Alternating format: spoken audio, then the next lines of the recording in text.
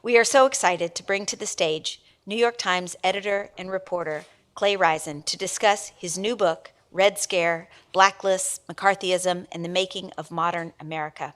And he will be in conversation with political commentator and journalist Molly Jong-Fast. Welcome to you both.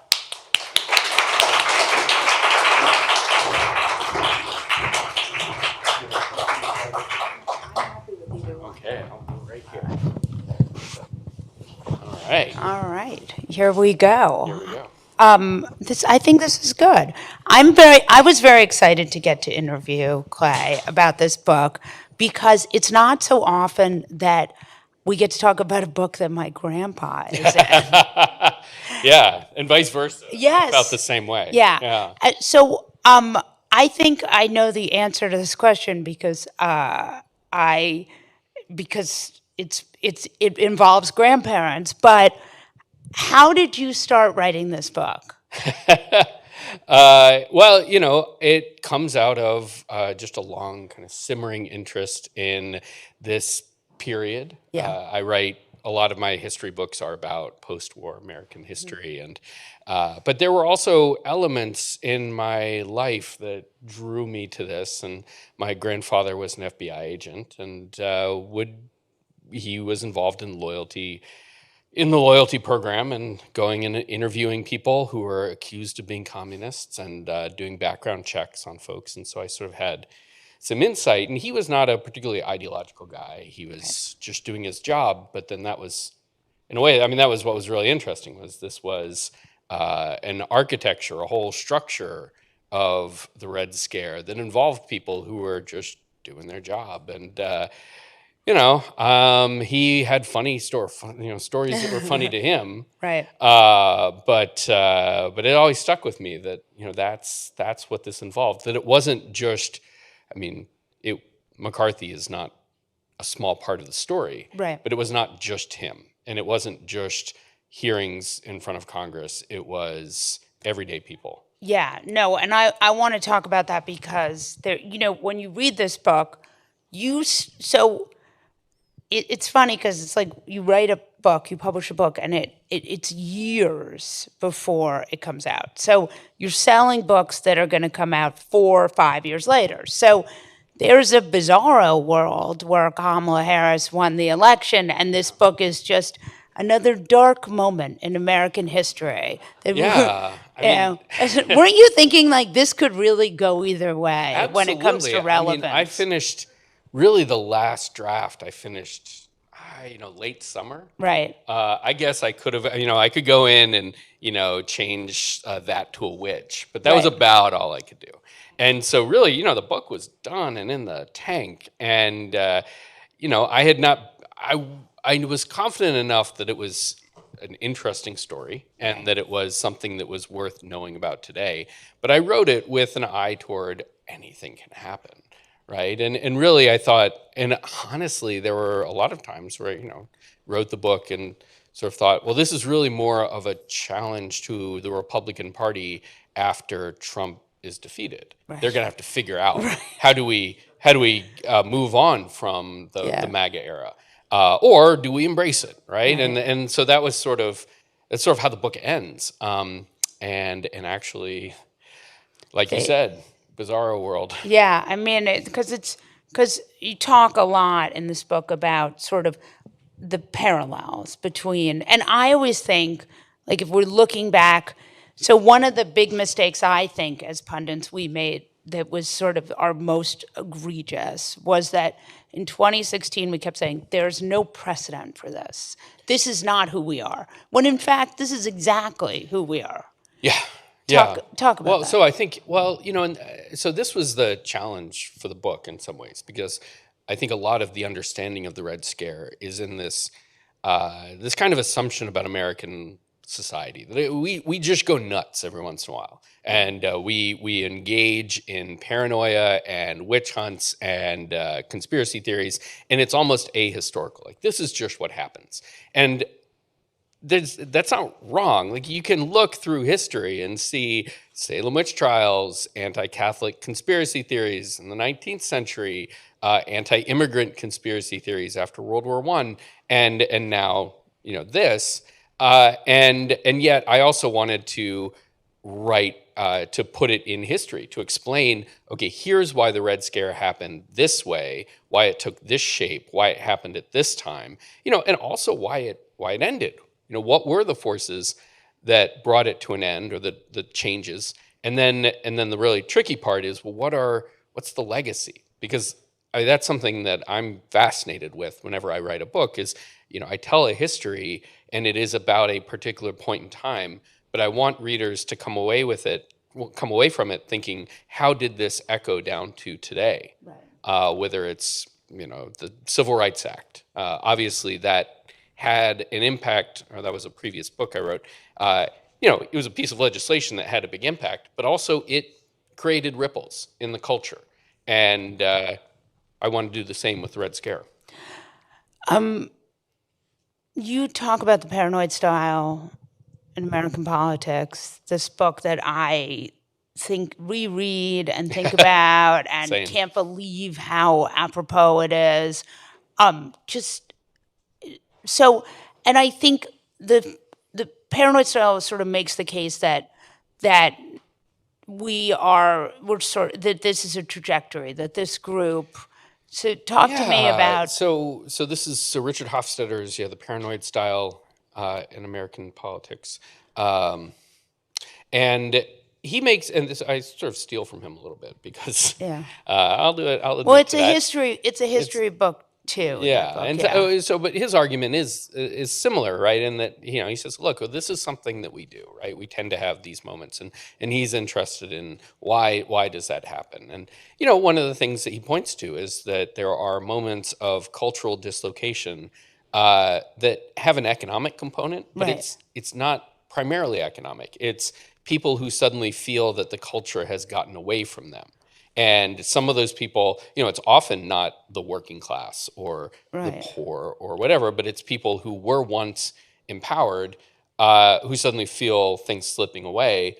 And I thought, well, a lot of what happened in the 30s was part of that. And I think, one of the things that I take away from the 1930s is it's not just the Great Depression and a lot of dislocation, but it's also the emergence of the New Deal and a whole culture around the New Deal. Like when we think about Pete Seeger and Woody Guthrie and the Federal Theater Project and proletarian theater and films. I mean, these are all things speaking to the same notion that America has turned a page and that we are embracing women's rights and civil rights and just pluralism and tolerance and all of that.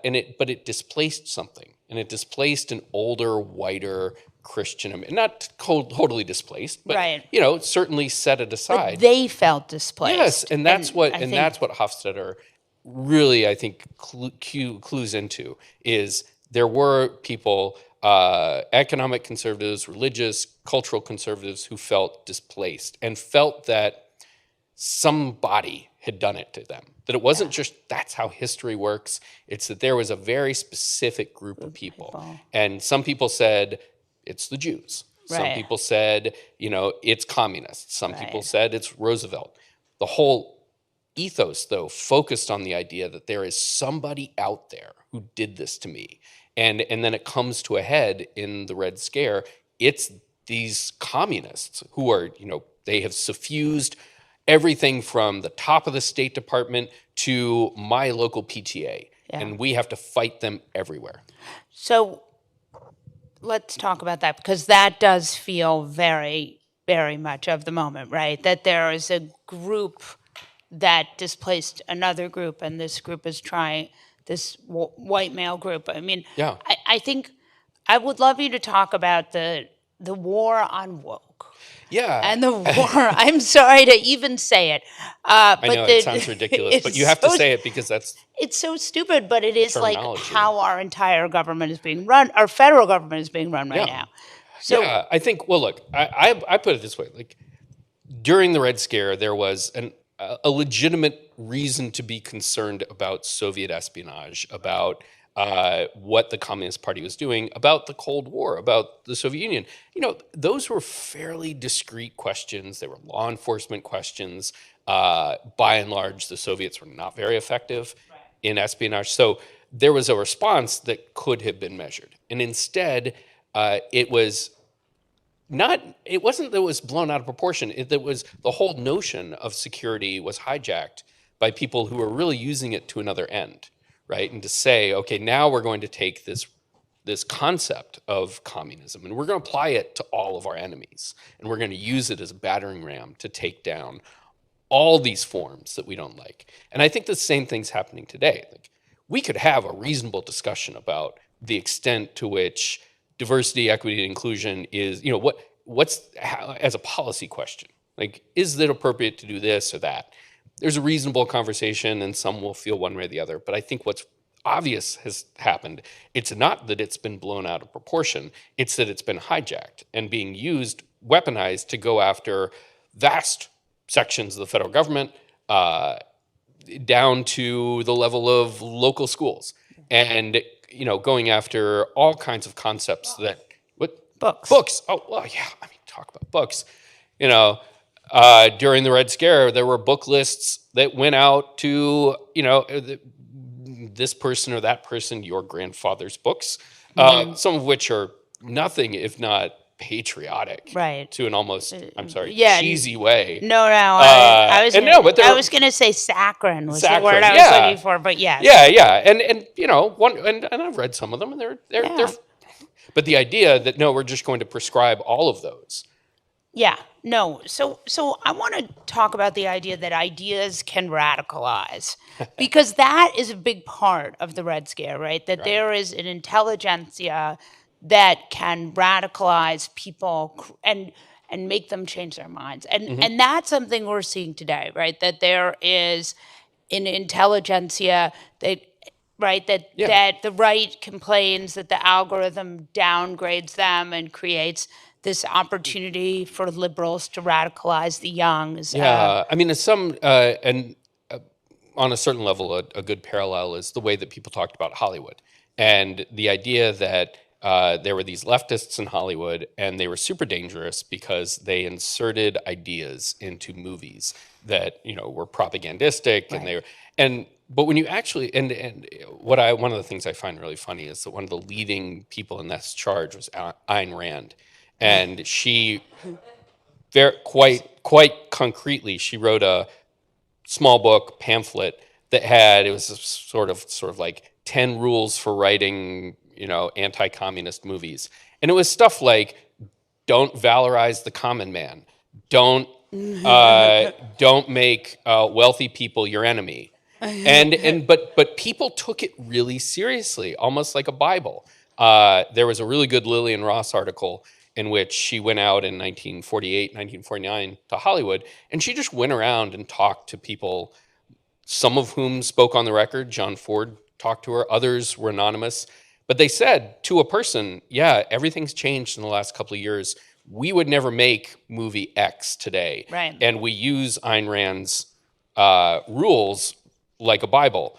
And it's that same idea that, well, first of all, it's ridiculous that you'd write a movie and that it would be both so obvious that it would have this direct effect on millions of Americans, but also so subtle that no one would notice that you were making a pro-Soviet movie. Right.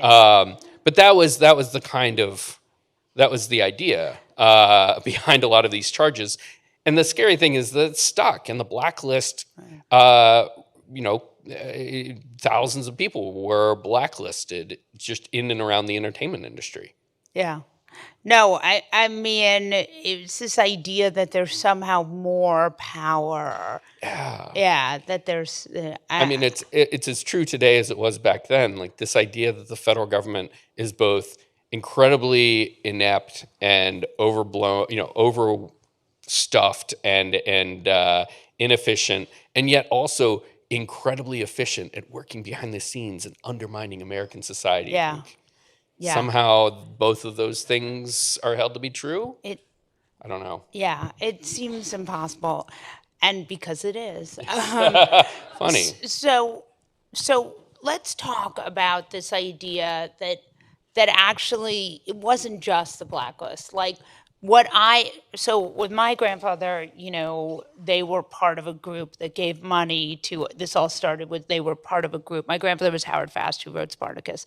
And he was part of a group that gave money to the orphans of the, refugees of the Spanish-American War, where they were, The Spanish Civil War. Spanish Civil War, where they were fighting theoretically fighting fascism. Fighting fascists for Right. sure. And these were people who, for one reason or another, had ended up in refugee camps in France.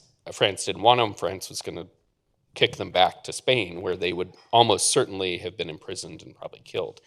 And so the idea behind this group was let's get them aid in the short term, but let's find them places to go. Now, America would not take anybody, right? This is the late 30s, but Cuba and Mexico offered. But it was up to this group, the Joint Anti-Fascist Refugee Committee, to help them and to raise the money, to find boats, to get them visas. And they were as effective as a shoestring nonprofit would be, but because of their activism and because there was a lot of pro-fascist sentiment in America and a lot of pro-Franco sentiment, there was this idea that, well, obviously they're communists because they're helping Franco's enemies. So I want to talk about this book, America Last. Yeah. Did you read that? I know what you're talking about. Yeah. So it's a book that is all about how the right has always loved fascist leaders throughout history. It's Jake Heilbrun's book. Yeah. Yeah. And it's sort of amazing, but they're wildly pro-Franco. Oh yeah. And Hitler. And there were members on the House. So your grandfather was on the board of this group. Right. And Eleanor Roosevelt. At one point, yeah. Who seems like a fairly upstanding citizen. Yeah, she was a politician, and when things started to go downhill, she backed out. But whatever. So anyway, so this group, the committee, they met, and they were very concerned that the House Un-American Activities Committee had, outwardly pro-Franco guys on it, and that they were trying to. So the committee the House committee had subpoenaed all the records of this refugee committee, and the fear was, well, first of all, they're just trying to shut down the group, because remember, there's no Xerox machines, don't really exist. Obviously digital copies don't exist. So the records are the records, and they wanted those records. So it would shut down the group. But also the fear was someone's going to leak those to Franco, and we have lists, we have names. We have names of people. We know where they are in these camps, and he's going to go after them. Yeah. It was a legitimate concern. And so that was a lot of the reason why first the executive secretary, in the book, this is sort of the prologue, first she went down to Washington. She was the first one subpoenaed. She was ordered to take the documents and give them to the committee. She did not. She went to jail. And then they went through every board member, including your grandfather, and just one by one said, okay, now will you do it? Yeah. And to a person, they said no. And every single one of them went, I think there were 16. Every single one of them went to jail. And they all went down, from what I understand from my grandfather's memoir, they got on the train, right? Yeah. Yeah, and then they for some reason didn't think they were going to jail, even though everyone kept going to jail. Yeah. And so they were like, now you have to go to jail right now. Yeah. And yeah. Well, and he has this, so her name was Helen Reed Bryan, the woman who is the secretary. And he talks about her in the memoir, and he says, if we sent her down because she's tough as nails, and we just figured she was going to tell him what's what, and she'd come home. If we had known that she was going to go to jail, we would never have sent her alone to go do this. We just didn't think that she was the first person who was found in contempt of Congress in 20 years, and she was the first. Pretty sure the first person ever to go to jail for contempt of Congress, but she was not the last. Not the last. Not even by a long shot. Yeah. And then from there it was just all the Hollywood 10 all went to jail. It became a regular thing. If you stood up to Congress in any way, you're going to jail. And that's why when we talk about Muhammad Khalil, it's so important. Absolutely. I mean, I think there are. So this is this student activist at Columbia. He's a graduate student. He has a green card. His wife is a citizen. He is in a Louisiana It's jail, charged with nothing. Charged Nothing. with vibes. Yeah. Yeah. I mean, there's no charge against him. The concept is that if someone is held unilaterally, a unilateral decision, not reviewable, if the administration decides that they are a threat to national security, they don't have to explain, right? Well, how is that threat? What's the specific threat? That person can be deported. What I find really disturbing is that, and I wish now that this is happening and so front of mind, I wish I talked more about the deportations during, and I mention it. It's Operation Wetback. But but after the Immigration Act of 1952, it authorized the deportation of. So that's the Alien Enemies Act. No, the Alien Enemies Act is from 1798. Right, but that was the one where they used it as... So now they're talking about using the Immigration Act of 1952 that says if you are vaguely affiliated with a radical group, then you can be found to be essentially an enemy of the state. And if you're not a citizen, I think you can be, if you're naturalized, that's fine. But if you are a green card holder, a permanent resident, you're out of here. But it's up to the whim of the State Department. Right. And so there were many people. There was a guy, and I talk about him in the book, he was a Mexican citizen, but he was here as a permanent resident since he was a kid. And he had a family. He had 4 or 5 kids, one of whom was serving in the Korean War. Yeah. But he, in the early 40s, had briefly been a member of the Communist Party, and they grabbed him one day and just sent him back to Mexico and wouldn't let him back in. Yeah. He couldn't see his family. Yeah. And that's happening again. Yes. And it's there's one other story, which is the labor leader Harry Bridges, who is sort of unfairly forgotten today. But if you live on the West Coast and if you're in the labor world, he's a hero. He was an Australian-born labor leader who came to the United States, and he was he was pretty radical. I mean, he wasn't a communist, but he affiliated with the communists. And the government, the Roosevelt administration, decided that he had to go.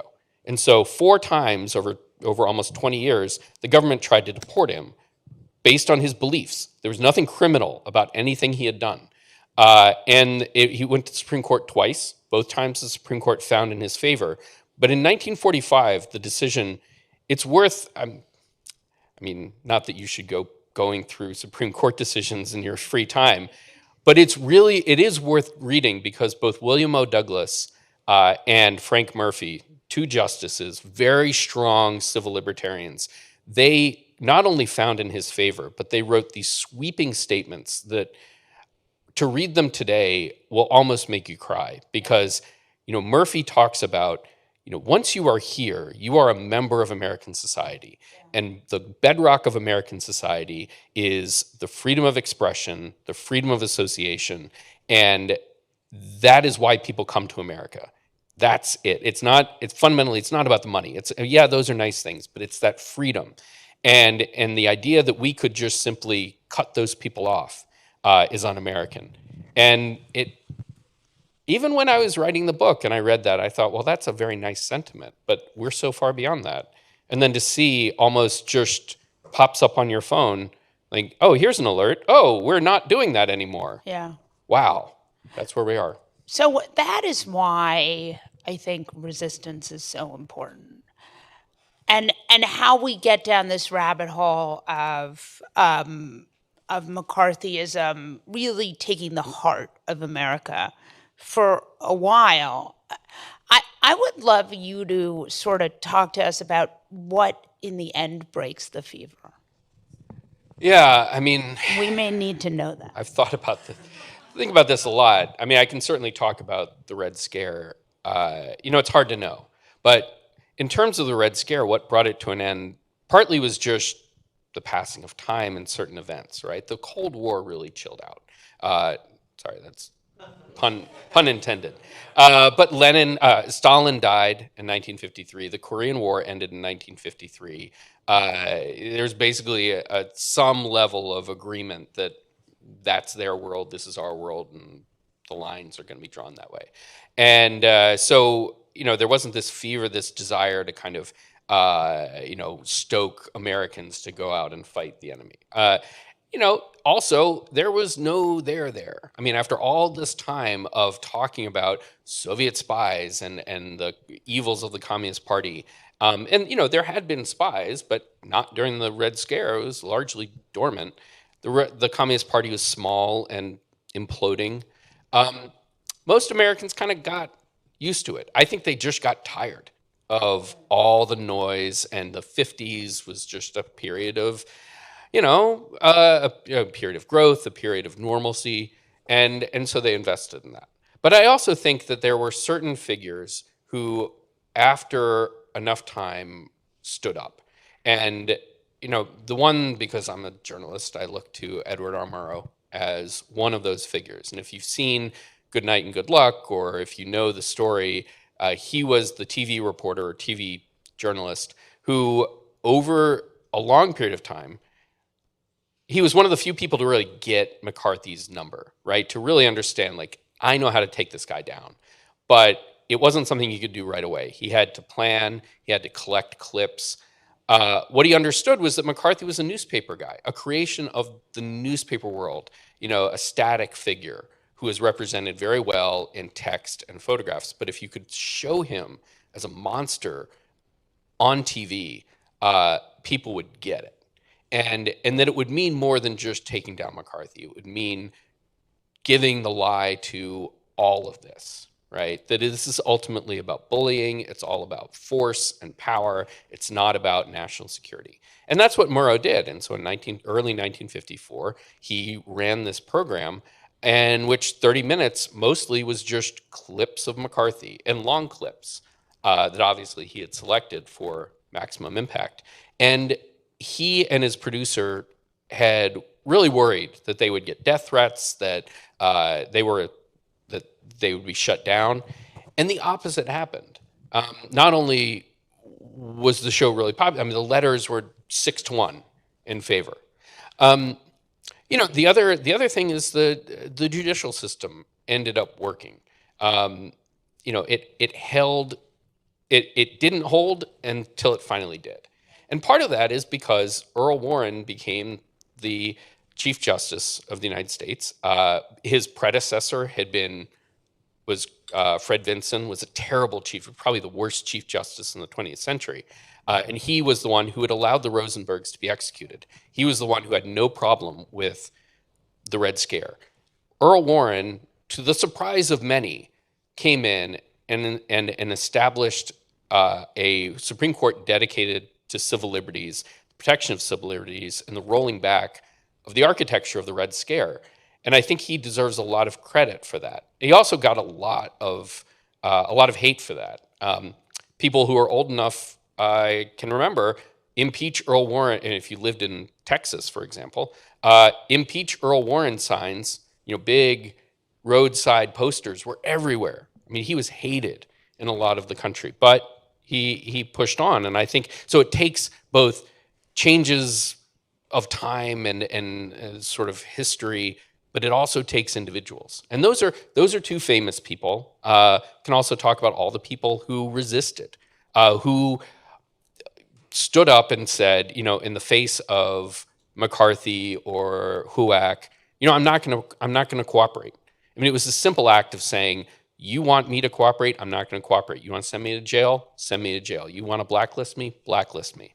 And at first, that was super scary to see, right? I think most people, when they saw what happened to your grandfather, said, "Oh, I'm going to cooperate. I don't want to have." But eventually, enough people stood up and said, "No, I'm not part of that game." Yeah, no. I wonder, it's funny because with my grandfather, when he got out of jail, so he was on death row for a week. And then, but my grandfather was like, they just did that to scare me. And I was like, that sounds pretty scary. And And then he did 3 months in a sort of nicer jail where he built a fountain. And he really? said it Okay. was, I mean, he got very into Buddhism. He was a weird guy. But but one of the things that happened was they could not get passports. Yeah. And I would love you to talk, because my father tells a story about how they went to Mexico because they couldn't go anywhere because they didn't have passports and they didn't want to stay at the United States. Yeah, a lot of people went to Mexico. There's a whole colony in Mexico. I mean, they called it a colony of mostly writers and creative types. And I think they went there because a lot of them were from LA. Right, And so and they it was went down cheap, there. too. And it was cheap. And also Mexico City was super cosmopolitan and very intellectual. And there was, Europeans and Latin Americans who came there because of that life. And so it was a great place to be. It wasn't Dalton Trumbo, the famous, actually the screenwriter of Spartacus, who's, used your grandfather's book. And they were friends. And they were friends, Well, right? I think. Okay. I think. It was a complicated relationship. Complicated. But Trumbo, after he was black, he went to prison and he got out and was blacklisted. And he went down to Mexico City for a while. He had trouble with. There's a whole other story about he had this network of fronts. And in fact, actually, you know what?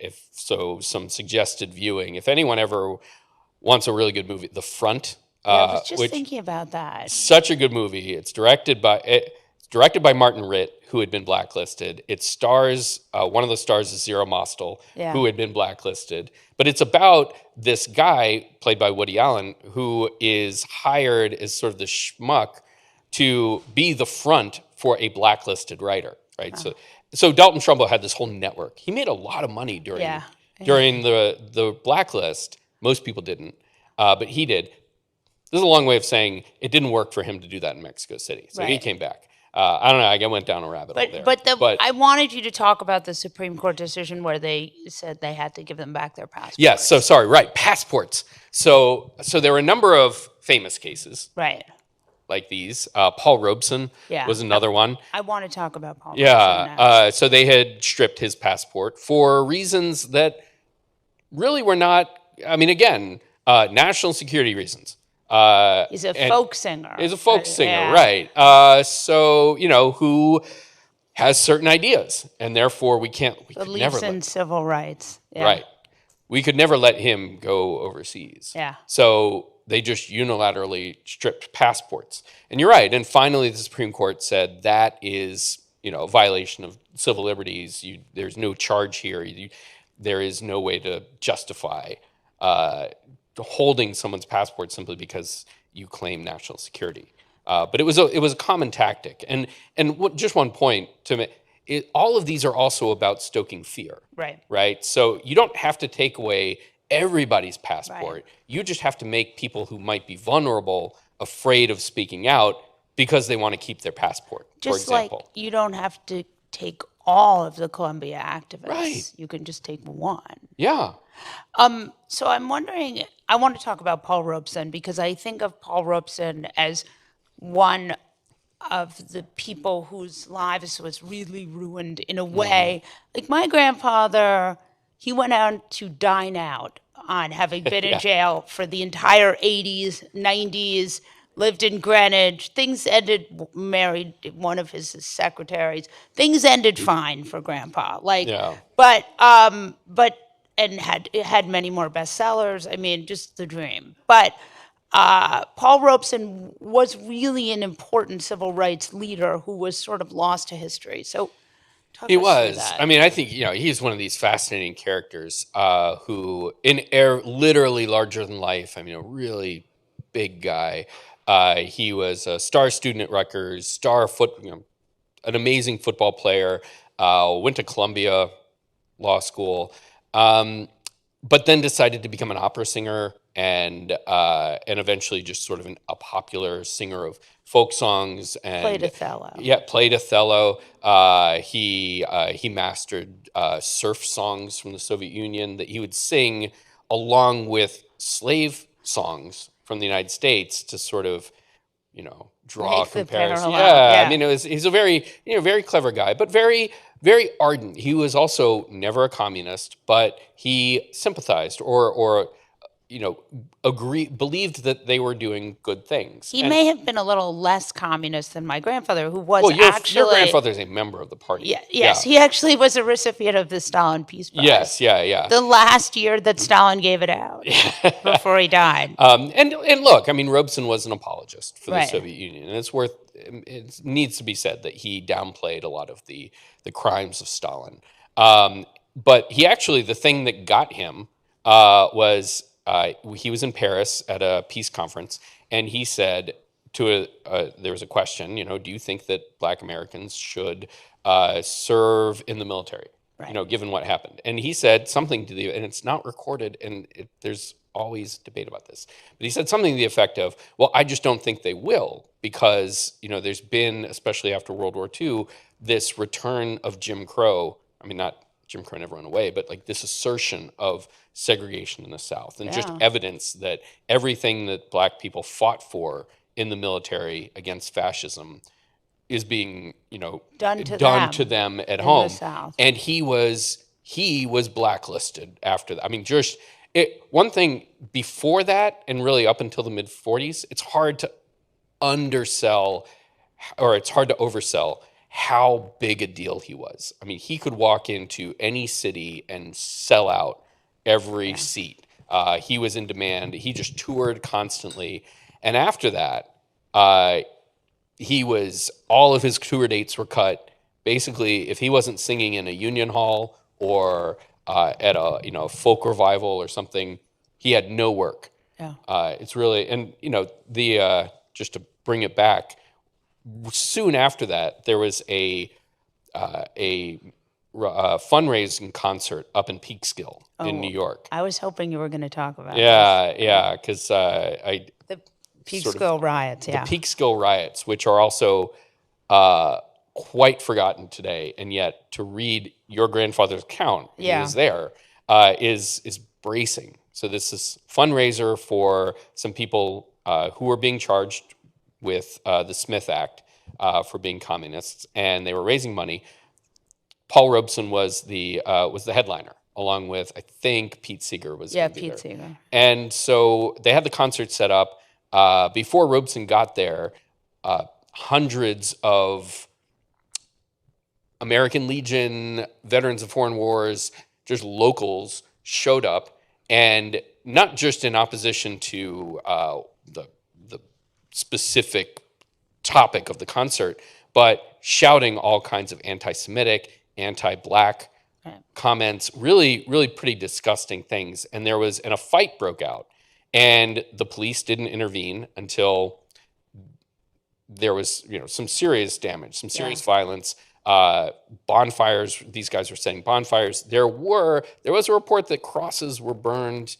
I don't know. It's maybe apocryphal, but pretty bad stuff. And finally, the police showed up. And the police showed up and held all of the concert goers. Right. Said, we don't. We're trying to figure it out, but you're the ones that we want to just. Yeah. So Robeson never made it because it broke out before he arrived. But then a couple of days later, he said, well, we're going to do it again. Yeah. We're going to find a different location nearby, and we're going to do it again. And once again, they set it up. Now, this time, they got a bunch of union workers, most of them veterans, to create, and I have a photo of this in my book. It's really stunning. They created a shoulder-to-shoulder perimeter around the whole concert. And some of them had bats. They were ready to fight. Yeah. And then Robeson did his concert. And then the violence started again. Yes. And they threw him in the back of a car. And it must have been a really big car because this guy's like 6'5". It's humongous. And they threw him in the back, threw a carpet over him, and got out of there. But a bunch of other people, they were throwing rocks. They were throwing sand in through open windows to blind drivers. Buses, the bus drivers all drove off without anybody on them just to get away. And the upshot is no one was arrested. No one was held to account for this. It was like a story out of the South, but in Westchester County. Yeah. The organizers and many of whom were Black were blamed for this. And it went down as this moment where I think it really announced that the Red Scare was not just a sort of a political thing, that it was this thing in Washington that's happening and involves State Department, or it's in Hollywood, but that it was on the ground, grassroots, and very violent. Yeah. And it wasn't the last time things like this happened. Funny story. My grandmother had left my grandfather at that time because she found him so annoying and had gone to Paris. And so my grandfather had decided to take the children. Yes, I was going to say, yeah. Yeah.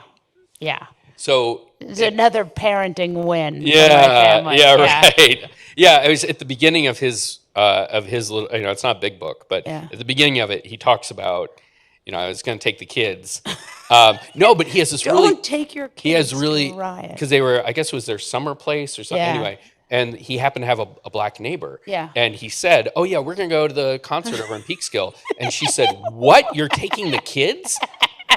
And he said, well, yeah, why wouldn't I? We're going to go see Paul Robeson. Like, oh, you have no idea. And he has some comment about, it was very obvious why I didn't see the issue and why she did. Yeah. And then that's kind of almost just the opener for the book. And Yeah. It's very powerful. And it is, one of the things with my grandfather's FBI file, and I'd love to talk about the FBI for another minute we because can do that. they are really, it's pretty interesting. When he talks about his FBI file, he talks about, or maybe I read this, he talks about how one of his crimes was that in his apartment on Fifth Avenue, he had people of color. That was that they were white people and black people mixing together. That was one of the lines in the FBI file.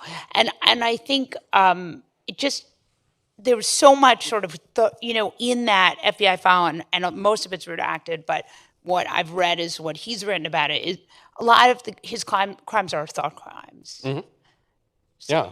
No, and to just address civil rights specifically, we have this idea that the civil rights movement started with the Montgomery bus boycott and Martin Luther King in 1955.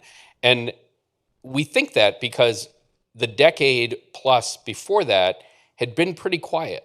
But the 1930s was not quiet. The 1930s saw a lot of civil rights activism, not a huge amount of legislative change, but a lot of activism, a lot of biracial activism, and in certain, certainly in New York or Philadelphia or Chicago, you saw a lot of just sort of an embrace of the idea of civil rights as fundamental to this world that we're building that's coming out of the Depression, right? That we're going to have an America that is equal for everybody. And that then became evidence, prima facie evidence that you are probably a communist. Right. Because, yes, among other people, communists thought black people should have equal rights and that they should be treated equally. And a crazy idea. Not that crazy in the 1930s for, most people. Some people, most people in this world. And then suddenly it became a mark. Right? And so things like that show up. Helen Reed Bryan, the executive secretary of that group, she had founded at Vassar a biracial civil rights group. She was friends with Robeson. She was friends with W.B. Du Bois and Ralph Bunche. And those things became bits of evidence in her FBI file that, we think she might be. And this had a quieting effect. It pushed establishment groups like the NAACP to really pull back on some of their activism. And it cut off a lot of people like Robeson, for example, who were, more radical and more outspoken, but also on the same page. It drove those sides apart and it put down those voices. And so it's no surprise that from, the late 1940s until the mid 50s, there really wasn't much activism. Yeah. And it is, and that's sort of the goal now, right, with Trumpism is to... someone, I won't take credit for this, but a reader or someone listened to an interview or something, he wrote to me and he said, back then it was called the Red Scare. Today it's more like the Blue Scare. And I thought, well, that might actually be a pretty apt name, right? Because right now it's not that there is this monolithic enemy out there red communism or whatever. It's more, I think that's the difference between then and now, is that you have a more blatant expression of force and the use of certain ideas as weapons. But you also have a really just an open-ended attack on all aspects of the left, and whether it's people or immigrants' rights or Right. trans rights or housing rights. I mean, pick whatever the topic. And under the MAGA movement, it has been defined as sort of an all-encompassing thing, just sort of the left. Right. And in some ways, I think it's much more dangerous because, like I said, one of the reasons why the Red Scare died out is because there wasn't, it was largely the creation of a boogeyman, right? There really weren't, there was eventually no there. But there really is a left in America. I mean, there really, and there are people who very proudly stand up for these issues. And up until recently had a prominent voice at the table and are suddenly now being hounded for their beliefs. They can't arrest all of us. Well, But they can certainly try, and good luck to them. But I want the idea that, and we need to go to questions, but I just want you to answer this. The idea that the obsession that Trumpism has with the sort of the intellectuals, and that feels right out of Red. It absolutely does, and I think part of that, I think it's personal for him. Right. I think he just, he is one of these guys who has accumulated power and yet feels that there have been people smarter than him, better educated than him, whatever. I mean, and maybe not necessarily that, but in his mind, that's that group of people. I think it's that. Who didn't let me in, right? And now he's going to get them. And he has allowed them to metastasize into this, at the risk of trying to embody his own thinking, I think it's become this universal enemy for him. And I would actually, he is ideological. He has certainly embraced a certain ideological reasoning. I also think that there are people around him who are very ideological and who almost see way him, more ideological. Yeah, I think certainly someone like Stephen Miller, but even someone like J.D. Vance, I think really you can draw a line from Vance's thinking.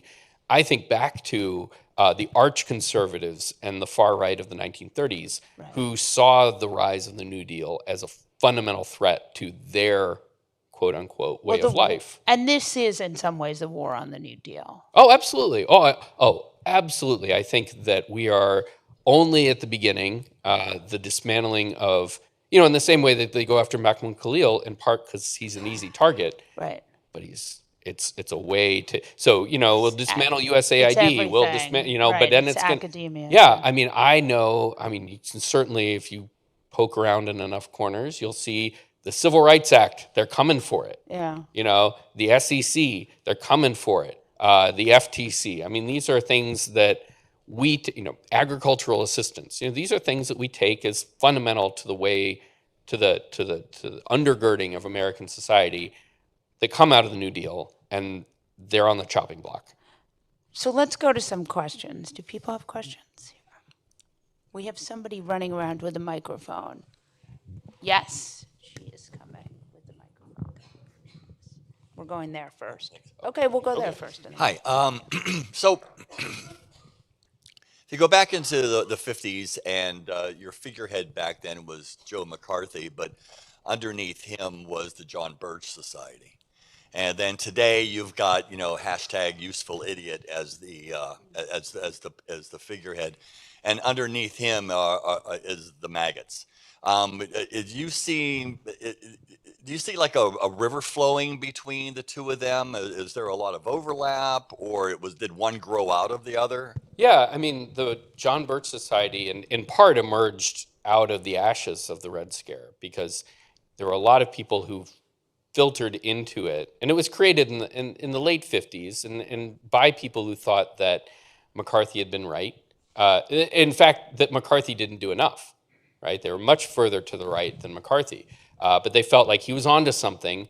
But that then people they reserved their greatest animosity for the establishment Republicans. Right. They thought just like MAGA yes, versus Never Trump. Well, and this is where I think things really, you start to see a genealogy where you have people who sort of circle their wagons around something like the John Birch Society, and which is the most prominent, but not the only organization like it, where they basically said, we lost that battle, but we know what the war is about, and we're going to fight that war. And the war is against this conspiracy that supposedly has taken over the federal government, and it is godless communists or whatever.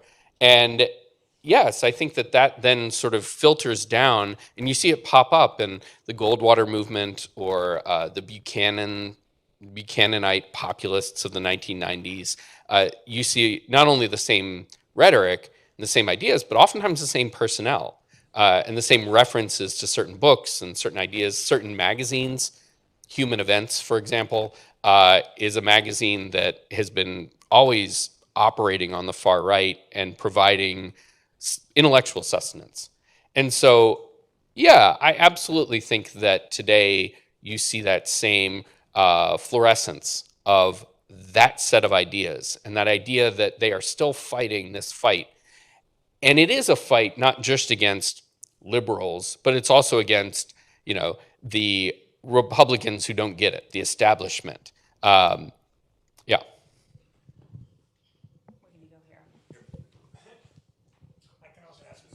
Oh, yeah, sure. Thanks for being here, first of all. This is a question that's going to lead to Roy Cohn, but I want to contextualize it a little bit. Okay. I've been spending 2 years writing a movie about a psychiatrist, Louis West, who was responsible for hypnotizing POWs, the Red Scare that came back. And what struck me in my research was that I don't think he was so convinced about the ideology. I think he was really like an opportunist in a capitalistic system. So he got money from the CIA and he was like, great, I can fund my research. So how much do you think of this kind of stuff is just professional class seeing an opportunity to climb the ladder? Yeah, I think that shapes. Yeah, no, it's a good question. And it's always the question about what does an ideologue really believe? I mean, a professed ideologue. I think it's a both and situation that depends. I think McCarthy really did believe he was fighting godless communism, but he also really believed that this was his ticket, right? About Roy Cohn. And Roy Cohn, I think, was maybe a little more ideological at the time than McCarthy. But I think he also was always that guy who saw this as his ticket, right? So that after he essentially was forced out of McCarthy's committee, he came back to New York and was active in anti-communist circles, but really kind of dropped that. I mean, I don't think anyone ever thought he became a lefty or something. I mean, he was always known as that guy, but he kind of shifted to becoming, the fixer lawyer who is going to, take on clients like Donald Trump and just help them with, these sort of rough edges, the sort of seedier side of of their business. So, I don't think it's really an either or question. I think ultimately there are people who adopt certain beliefs. Maybe they're truly held on a certain level, but they're also opportunists. Thank you. Sure. We'll just go down all the roads. Take it easy on you. Thinking about what you both started talking about before, the Hofstadter status anxiety, feeling of dislocation on the right, but also thinking of anecdotally, my grandparents were more kind of, I guess, fellow travelers, and would talk about how they would, very vigorously defend the Rosenbergs, because their idea, I think maybe a lot of people's idea, was that the United States at that time, they were feeling anxiety that the United States could become the next Nazi Germany. And the idea that there was a lot of things that were maybe overblown, but I was wondering if you can say anything about the views that you saw on the other side. Like, I know, like my father would say, there'd be people really identifying with Alger Hiss, even though, the idea that he was innocent, even though maybe we found out later not so innocent. Right. But the idea was that it became people's identity on that set and spoke to their anxieties. Absolutely, and there was a concept. People on the right, and not the far right, but just conservatives, starting in the 50s, they would say, well, yes, there's McCarthyism, perhaps, but there's also hisism. And they said, well, hisism is the belief that because someone is, in this case, being hounded by the right, they're therefore innocent, regardless of what the evidence says. And there's something to that. I mean, there are still a lot of defenders of Alger Hiss out there, despite the overwhelming evidence.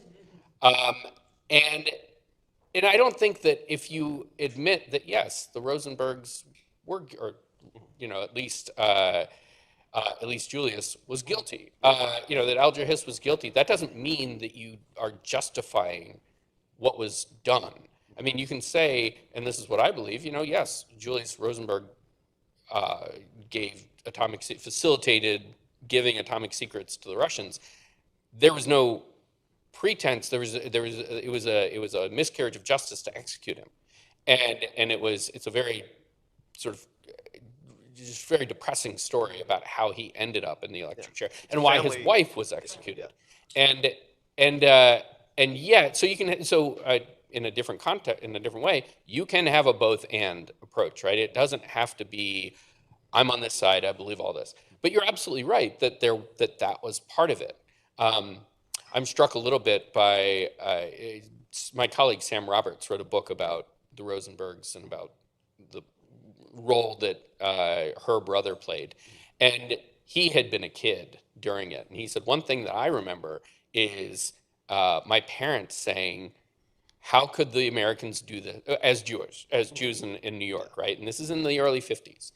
So they had that same idea of, well, we just went through the Holocaust, saying, how could America do this to us versus how could we do this to America, right? And sort of having to decide, well, how could the Rosenbergs, who are Jews, do this to America, but they're being persecuted?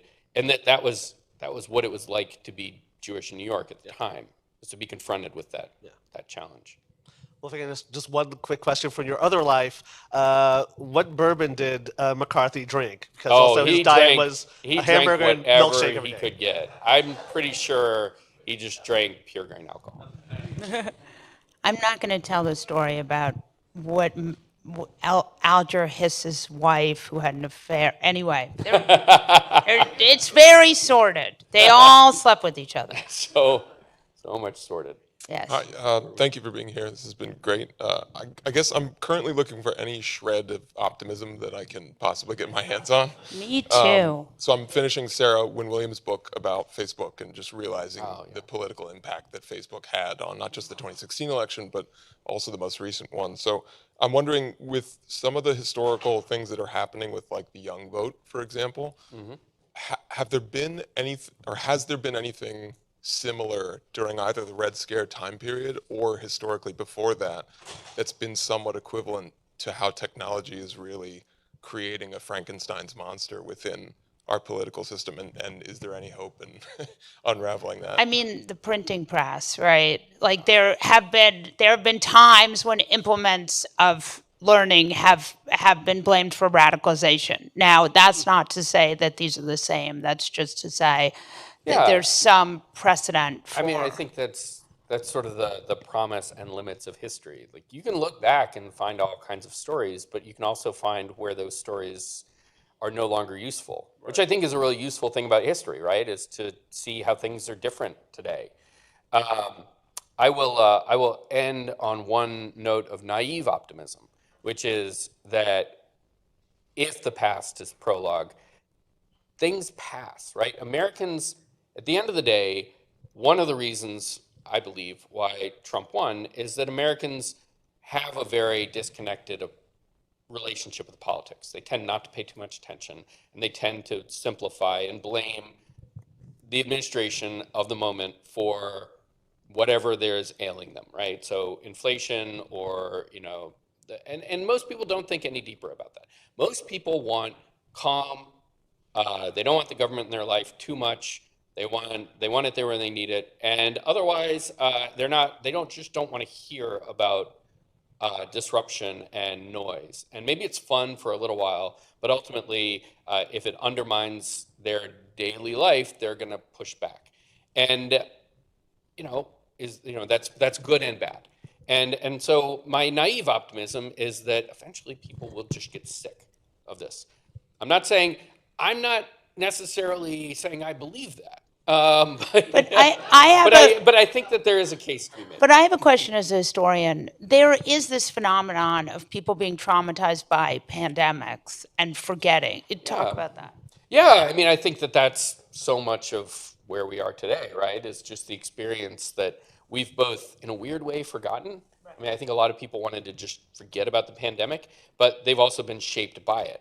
And in a very maybe imprecise parallel, like World War II was, well, I was going to say World War II was pretty traumatic and was not really processed. A lot of people just wanted to put it behind them, and yet the trauma of losing loved ones, of coming back with psychological and physical scars, had a big part in shaping the paranoia of what followed. So, but eventually that passed. I don't know. Okay. Well, on that note, I think we could probably stay for another hour. But why don't we retire to the bookstore, grab a drink from the cafe, and continue the conversation in that way? Thank you, Clay. Thank you, Molly. Wonderful. Thank you.